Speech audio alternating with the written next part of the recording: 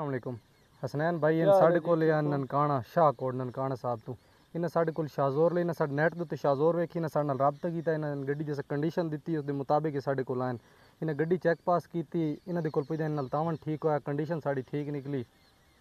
बिल्कुल जी इन्होंने रबता होया कल फोन ते साडा इन्होंने जड़ियाँ गल्लां दसियां गड्डी च वही निकलियां साडा सौदा हो गया अलहमदुलिल्लाह।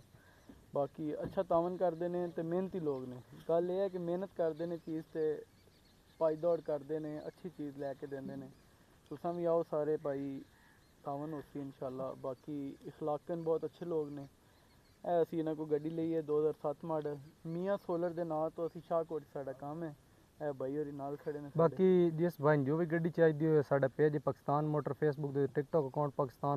मोटर और यूट्यूब चैनल पाकिस्तान मोटर इसमें लाइक फॉलो करो ताकि आने वाली हर गड्डी की वीडियो फोटो तुहाडे तक आसानी नाल पहुँच सके। साडा कॉल व्हाट्सअप नंबर 67 29 694 47 27 64 051। बाकी गड्डी की कंडीशन तुहानू चेक करा दी